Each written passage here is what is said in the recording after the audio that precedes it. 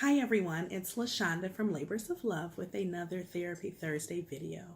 Today I would like to talk about a resource and grounding activity called Building a Container. This is a very useful resource for those of us who maybe have circumstances or incidents that happen in our lives that are very important, but when we maybe receive the information or when we start to think about them, we're not in a place or at capacity where we can deal with it in the moment. It gives us the opportunity to safely place that person, that place, or that situation, knowing that we can come back to it later and deal with it when we are better equipped. So for this activity, I would ask that people would consider a container, any kind of container you can think of. And this container has only 3 stipulations. The first is that it must be big enough and strong enough to hold the things you want to put in it. The second stipulation is that it has a two-way valve system.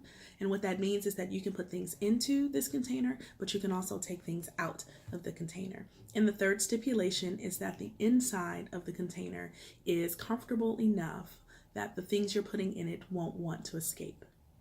And outside of those 3 stipulations, it can be anything you want. Something that is real, that you have, that's tangible, maybe in your possession somewhere, or something that you've completely imagined and made up, and that would be fine as well. And when you are thinking about and constructing your container, this is something that you're envisioning inside of your mind. You need to be as detailed as possible. So what's the shape? What's the material? What's the color? What's the size? If it has a lock, what kind of lock? If it has a top, what kind of top? If it has a door, what kind of door? Inside, how will I put things in? How will I get things out? Will I get it out the same way I put it in? The inside, what is the material? What is the color? What's the lighting? What does it smell like? What are the sounds that I hear? So as you're constructing your container, you are using as many of your 5 senses as possible. What is the temperature like? What do I smell? What do I taste? What do I see? What do I hear? In that way, you have a very clear image of what your container is. And how we utilize our container once we have conceptualized it. Some of us maybe will draw it out. Some of us, I highly recommend that we write it down with as much detail as possible.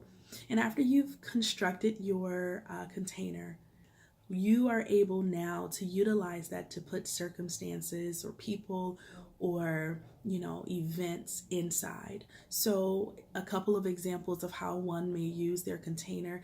It may be that you are busy preparing for taxes, right? Those of us who have to file taxes by the 15th of April, if we haven't already, that may be very consuming.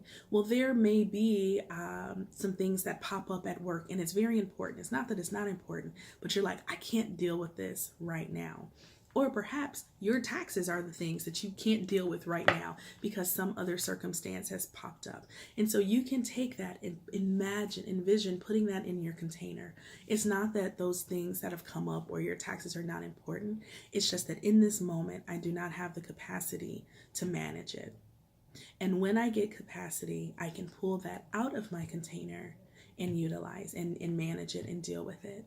Perhaps there is a loved one who is in need or is sick, and you're in the middle of something at work and you start to think about that person, but you need to be able to function at work.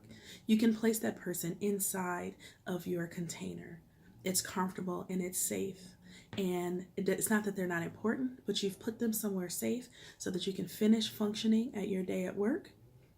And then after, when you're in a place and capacity to deal with the things that come along with the feelings of thinking about that loved one, you can go into your container and take that person out and manage it in a way that is beneficial for you. And so I offer this for people who find themselves oftentimes distracted or distressed as they are encountering circumstances or situations that feel beyond their control in the moment. It offers us a safe place to place it or put it until we can do something with it. The last level of encouragement for the container is once you have envisioned your container in as much detail as possible, I invite you to just cross your hands across your arms and think about your container while gently alternating taps. We call this bilateral stimulation, and it's just one way to get that container into the next level and help increase the possibility that we will remember our container and utilize it.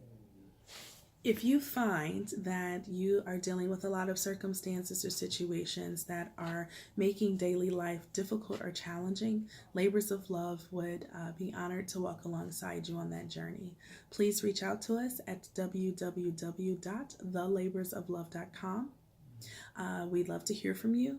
Until next week, be well.